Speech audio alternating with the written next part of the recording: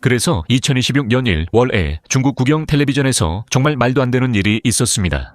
멋지고 영화 같은 애니메이션에서 거대한 회색 삼각형이 구름 사이를 미끄러지듯 지나가며 빛의 광선을 쏘고 대기 중으로 스텔스 드론 무리를 발사하는 장면이 나왔습니다. 아래 자막에는 그것이 루안야오라고 적혀 있었고 10만 통업의 우주모함으로 빌어먹을 우주의 경계에서 작전하도록 설계된 것이라고 설명했습니다. 루안야오는 중국 신화에서 유래한 신성한 새로 봉황과 자주 혼동되며 평화와 조화, 덕망 있는 통치자의 등장과 관련이 있습니다. 10만 통읍 모함입니다. 이 개념은 난텐먼 계획, 즉 남천문 프로젝트라는 것의 일부입니다. 중국인은 이름을 정말 잘 짓는다고 생각합니다. 에스페크 중국 언론 발표에 따르면 이 물건은 매우 큽니다.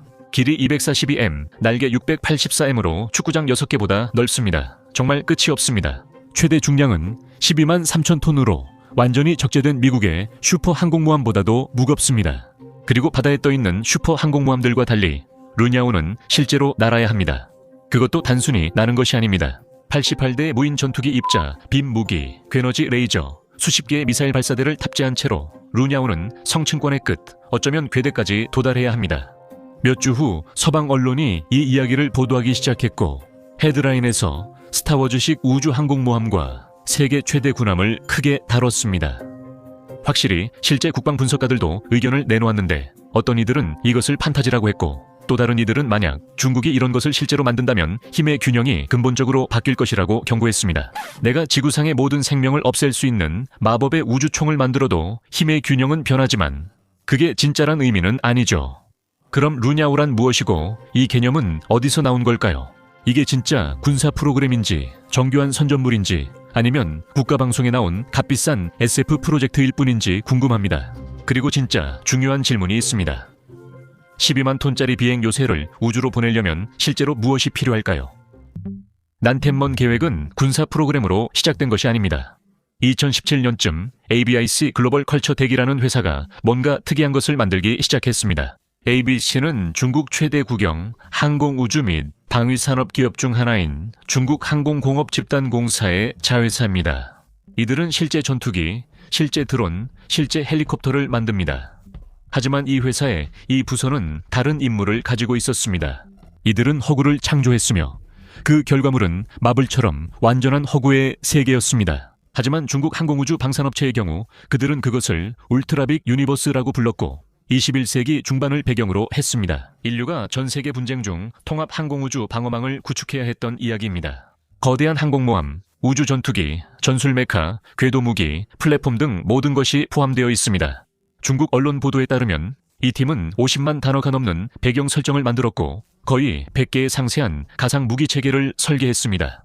공식적으로는 목표가 청소년들에게 항공에 대한 흥미를 불러일으키고 ABIC 에어쇼에서 화려한 존재감을 드러내며 허구라는 안전한 매체를 통해 미래 기술 트렌드를 탐구하는 것이었습니다. 2018년경 첫 공개 목격에서 룬야오로 표기된 모형이 주하에 나타났습니다. 방문객들은 이것이 ABIC 군사부문의 공식 차세대 콘셉트라고 생각했으며 실제 항공기와 함께 전시된 이유를 이해할 수 있습니다. 상세한 사양, 안내판, 그리고 전문적인 프레젠테이션도 있었습니다. 이후 중국 과학박물관들은 이것이 사실 방위백서가 아니라 몰입형 SF 체험의 일부였다고 해명했습니다. 하지만 혼란은 이미 확산되었고 이유도 알 수 있습니다. 이후 2021년 중국 광둥성 주하이 에어쇼가 열렸는데 이는 중국 최대 항공우주기술 전시회입니다. ABC는 야원야오 우쿠라는 정교하게 다듬어진 모형을 가져와서 중국어로 공중모선이라고 표기해 전시했습니다. 중국어 한자를 포함해주신 작가님께 감사드립니다. 정말 유용했습니다. 사양표는 좋게 말해서 매우 야심찼습니다. 아까 들으셨듯이 날개 길이 700m와 길이 242m를 가지고 있습니다. 단일 단계로 궤도 고도 4만 2,000km에 도달할 수 있다고 주장합니다. 일부 자료에서는 그것이 통신 위성이 위치한 정지 궤도보다도 높다고 나와 있는데 그곳은 정말 멀리 떨어져 있습니다. 다른 중국 자료에서는 이 비행체가 42,000m, 즉 42km 상공, 확실히 성층권에서 운용된다고 설명하고 있습니다. 그리고 항공기 고도인지 달보다 멀리 나는지조차 합의되지 않았다는 것만 봐도 이런 숫자를 얼마나 진지하게 받아들여야 할지 알 수 있습니다. 하지만 언론에 명확히 알리지 않았던 것 같습니다. 당시 중국 언론도 그 사실을 인정했습니다. 기술 목록에는 반중력장, 탑재형 핵융합 반응로, 그리고 에너지 실드가 포함되어 있었습니다. 이것은 기본적으로 몇 가지 추가 단계가 더해진 공상과학 소설 같은 것이었고 어떤 이유에서인지 방위산업체에 의해 만들어졌습니다. 하지만 ABIC는 거기서 멈추지 않았고 그 세계관은 계속 확장되었습니다. 룽야오와 함께 그들은 지원함정 전체 함대와 쉬안누라는 무인 우주 전투기, 그리고 바이디라는 6세대 항공우주 전투기를 선보였습니다. 그 전투기는 실제 크기의 모형이 2024년 주하이 에어쇼에서 공개되었고 즈후어라는 수직이 착륙 물류 플랫폼은 2025년 텐진 헬리콥터 엑스포에서 공개되었습니다. 각각은 상세한 배경과 기술 사양으로 소품임을 잊게 할 만큼 완성도가 높았고 이것이 의도였습니다. 에어쇼에서는 가상 모델이 실제 무인기, 미사일 옆에 전시됩니다.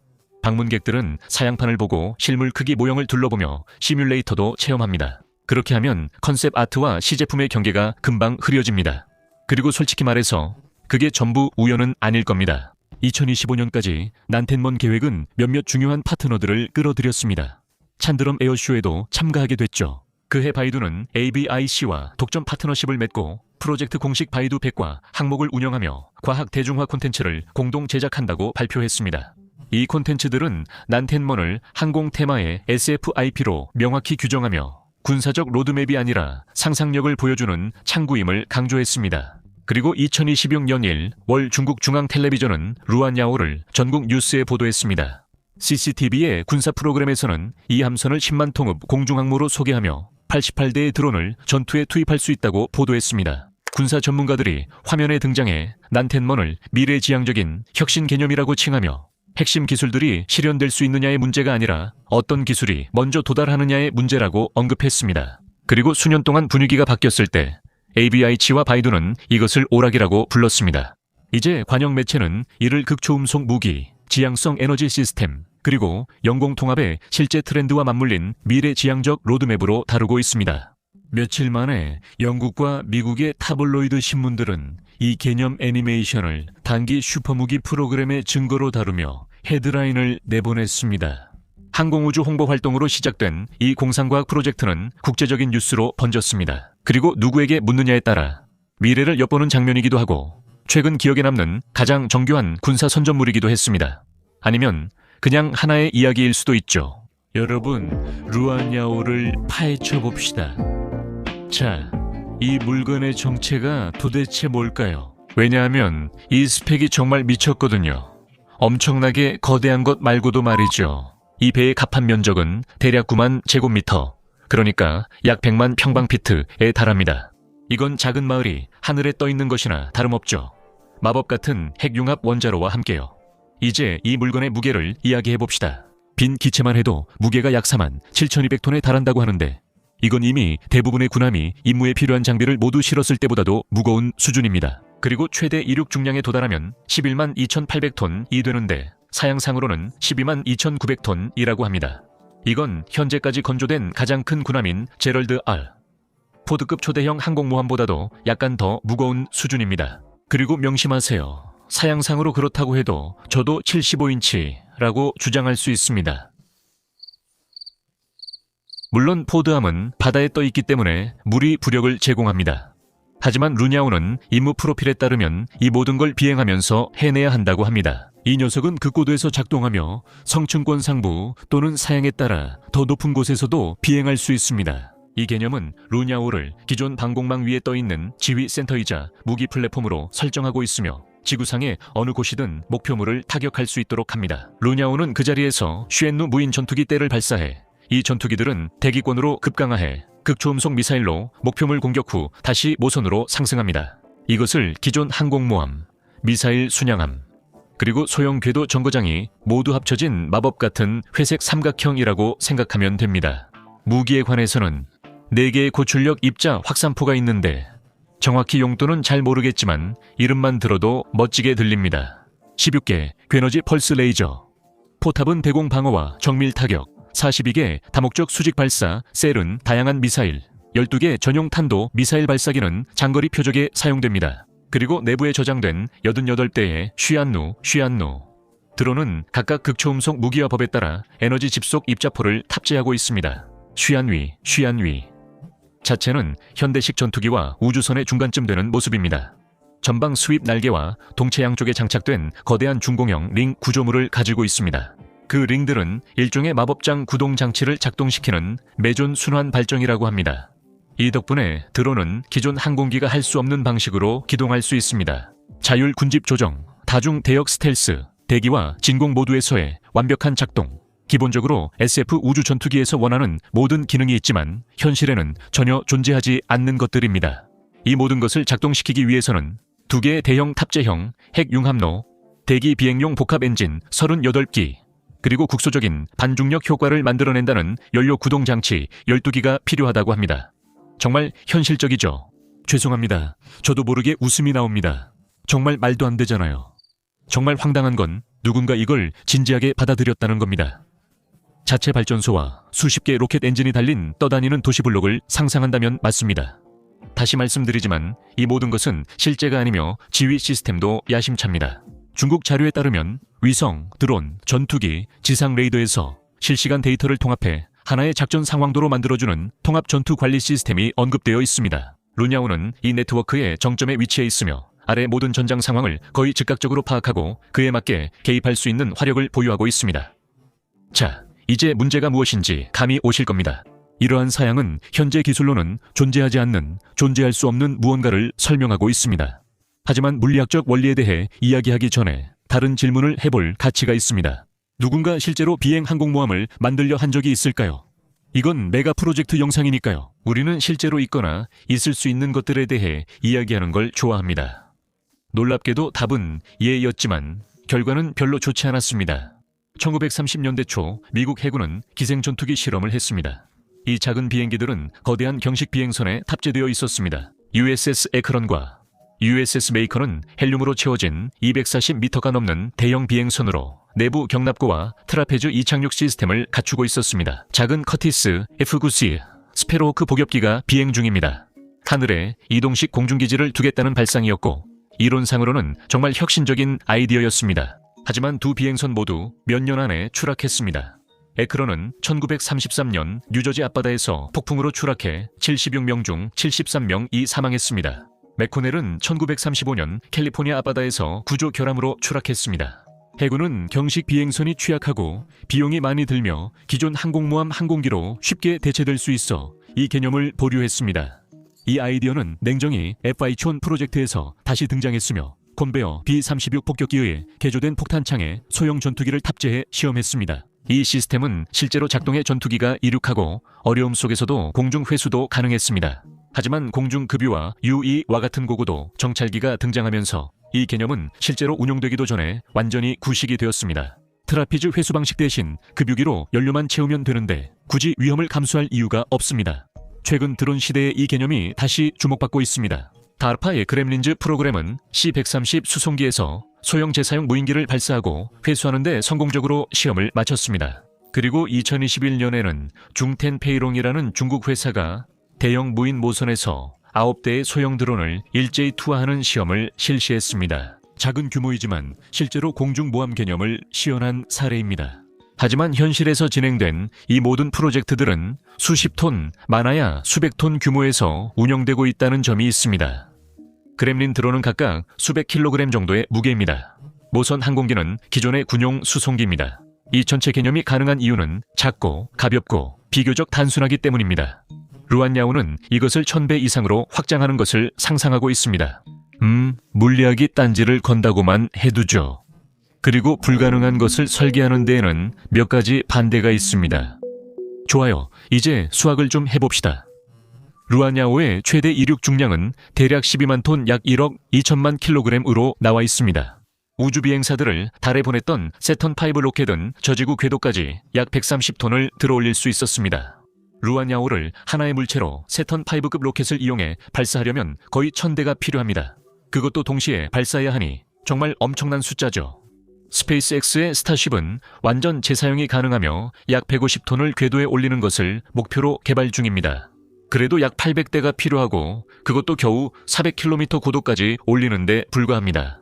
일부 중국 자료에서는 루안야오가 42,000km에서 운용된다고 설명하고 있는데 이는 정지 궤도를 넘어서는 거리입니다. 그 고도에 도달하는 데 필요한 에너지는 터무니없이 많습니다. 중력 성분만 해도 수천 조줄에 달하는 에너지가 필요하며 이는 주요 핵무기 실험의 폭발력과 맞먹는 수준입니다. 그리고 그건 궤도 속도까지 가속하는 데 필요한 에너지를 고려하기 전의 이야기입니다. 이런 허구의 설정에서는 핵융합로와 필드 드라이브 반중력 장치를 도입해서 이 문제를 해결하죠. 꽤 편리하네요. 그렇지 않습니까? 문제는 이 두 기술이 아직 실용화되지 않았다는 것입니다. 중국은 다른 나라들처럼 실험용 핵융합로를 운영하지만 이 시설들은 크고 고정되어 있으며 생산 에너지보다 더 많은 에너지를 사용합니다. 소형이면서 비행에 적합한 핵융합 발전소는 여전히 존재하지 않는 영역에 머물러 있습니다. 반중력에 관해서는 중력장을 상쇄하거나 조작할 수 있는 어떤 메커니즘에 대한 실험적 증거도 없습니다. 전혀 없습니다. 이렇게 거대한 구조물을 짓는 것은 서로 악순환적으로 겹쳐지는 공학적 문제들을 만들어냅니다. 항공기 날개는 가볍고 튼튼하게 정교하게 설계되어 작동하며 내부 프레임워크가 하중을 전체에 분산시킵니다. 그 크기를 8배나 10배로 키우면 기존의 재료를 산산조각 낼 만큼의 굽힘과 비틀림 힘을 다뤄야 합니다. 구조는 매우 가볍거나 아주 튼튼해야 하며 둘 다 동시에 달성해야 합니다. 고고도 항공기로서 장갑 전함의 역할까지 하려면 그건 아직 아무도 해결하지 못한 재료 과학의 문제입니다. 그리고 또 하나 공기역학 문제가 있습니다. 이 정도 크기의 비행체가 대기 중에서 아무리 공기가 희박한 곳이라도 어느 정도 속도를 내면 엄청난 항력을 받게 됩니다. 삼각형 리프팅 바디 설계는 공기역학적으로 타당합니다. 하지만 그 엄청난 규모 때문에 작은 압력 차이도 거대한 힘으로 바뀌게 되고 일부 설명에서처럼 대기권을 들락날락하는 것은 엄청난 부담이 됩니다. 그렇게 되면 구조물은 각전이 과정에서 극심한 열적, 기계적 스트레스를 받게 됩니다. 그리고 참 아직 무기 얘기는 꺼내지도 않았죠. 괴너지 레이저와 입자빔은 실제로 활발히 개발 중인 기술이긴 하지만 엄청난 전력을 소모합니다. 현재 드론을 무력화하거나 손상시킬 수 있는 레이저 시스템들은 소형 보트의 레이저 시스템은 수십 킬로와트에서 메가와트급 전력이 필요해 플랫폼의 전기 용량을 한계까지 사용하고 있습니다. 루아냐웨는 16개의 레이저 터렛과 4개의 입자, 빔 캐논이 동시에 작동하며 레이더, 드론 관제, 추진력 등 비행 도시가 필요로 하는 모든 것이 함께 운용된다고 설명되어 있습니다. 전력 소모량이 엄청날 것이기 때문에 설계자들이 사양에 바로 핵융합로를 도입한 것도 바로 그 이유입니다. 그 정도의 에너지를 공급할 수 있는 것은 다른 어떤 것도 현실적으로 불가능하고 사실 핵융합도 아직은 그 에너지를 공급할 수 없습니다. 아직은 아니고 아마도 아주 오랜 시간이 지나야 가능할 겁니다. 마지막으로 취약성입니다. 루냐오를 궤도 플랫폼으로 본다면 그것은 누군가가 우주에 올려놓은 것 중에서 가장 크고 가장 느리며 가장 가치 있는 표적이 됩니다. 숨거나 피할 수 없고 미사일보다 빨리 도망칠 수도 없습니다. 대위성 무기는 이미 존재하고 12만 톤짜리 우주 항공모함은 추적하기도 매우 쉽고 잃게 된다면 그 피해도 엄청날 것입니다. 더 낮은 고도나 중해도 궤적 사용도 문제를 해결하지 못하며 한 취약점을 다른 취약점으로 바꿀 뿐입니다. 그러니까 아니요. 묘사된 대로의 루냐오 함선은 건조될 수 없습니다. 지금도 가까운 미래에도 아마도 계획을 세울 만한 어떤 시기에도 불가능할 것입니다. 그리고 만약 그 비행체가 실제로 날 수 없다면 왜 중국 국영방송이 그것을 전국 뉴스에 내보냈는지라는 당연한 의문이 생깁니다. 선전용이냐는 질문이죠. ABC의 공식 입장은 처음부터 일관됐습니다. 난티앤먼 계획은 항공우주 과학을 대중화하고 젊은이들에게 영감을 주며 스토리텔링을 통해 미래 기술을 탐구하기 위해 고안된 항공우주 테마의 SFIP입니다. 에어쇼 실물 모형, 몰입형 박물관 전시, 바이두 바이키 교육 콘텐츠, 문서 등에서도 진행 중입니다. 이것은 대외 홍보와 참여, 아이들의 항공우주 분야 흥미 유도에 좋은 일입니다. 하지만 중국 관영 매체가 난티앤먼을 이야기하는 방식은 다소 다릅니다. CCTV의 보도는 공중과 우주 전력의 통합을 강조했고 이 개념이 미래 공중 우주전의 핵심 방향과 일치한다고 설명했습니다. 군사 전문가들이 화면에 등장해 이것을 허구의 세계에서 나온 소품이 아니라 실제 연구가 궁극적으로 나아갈 수 있는 비전으로 다뤘습니다. 관점이 우리가 만든 멋진 세계를 보라 해서 이것이 우리가 지향하는 목표다로 바뀌었습니다. 중국 군사교리는 한 세대를 생산하고 다음 세대를 개발하며 그 다음 세대를 사전 연구하고 그 이후의 가능성까지 탐구하는 발전 패턴에 대해 이야기합니다. 난티앤먼 계획은 탐구 범주에 딱 들어맞는 대담한 개념으로 구체적인 하드웨어가 수십 년, 심지어 수백 년 뒤에나 가능하더라도 미래 연구가 어디로 향할지 암시해 줍니다. 이것은 주요 국영 항공우주 기업이 지원하는 미래지향적 이상주의로 충분히 진지하게 받아들일 만큼 정교하게 제시됐습니다. 시각적 메시지는 여러 대상을 동시에 겨냥합니다. 국내적으로는 국민의 자부심과 기술적 야망을 고취시키며 중국 시민들에게 자국의 항공우주 산업이 국제적으로 큰 꿈을 꾸고 있음을 보여줍니다. 이것은 중국이 경쟁자들이 쉽게 따라올 수 없는 역량을 개발하고 있다는 이미지를 그려줍니다. 그 역량이 실제로 실현 가능한지와는 별개로 말이죠. 그리고 중국어 댓글란에서는 반응이 엇갈렸습니다. 실제로 일부 이용자들은 그 비전을 환영하는 반면 다른 이들은 그것을 대외 선전이라고 일축하거나 냉소적으로 홍보용 만화라고 표현했습니다. 서방 언론의 반응은 예상 가능했습니다. 더 선과 뉴욕 포스트 등 언론은 자극적 헤드라인으로 이 소식을 전하며 개념 애니메이션을 단기 무기 개발 증거로 보도했습니다. 국방 분석가들은 평가를 내놓았고 일부는 이를 일축했으며 다른 이들은 환상적인 개념도 군사 능력 인식에 영향을 줄 수 있다고 했습니다. 현실은 언제나 그렇듯이 헤드라인보다 더 미묘했지만 주목할 만한 점이 있습니다. 루안야오 개념에 포함된 개별 기술들은 모두 환상적인 것만은 아닙니다. 극초음속 미사일은 실제로 운용되고 있습니다. 중국의 DF-17은 극초음속 활공체를 사용합니다. 고출력 레이저와 마이크로파 무기는 현재 방공용으로 실전 배치되고 있습니다. 재사용 가능한 로켓과 실험용 우주 비행기는 빠르게 발전하고 있습니다. 자율 드론 군집은 여러 나라에서 이미 시연되었습니다. 부품들은 실제로 존재하지만 이렇게 말도 안 되는 규모로 통합하는 것은 과학 소설에나 나오는 일입니다. 또한 우리는 아직 핵융합을 실현하지 못했지만 확실히 10년은 더 걸릴 것입니다. 시청해 주셔서 감사합니다.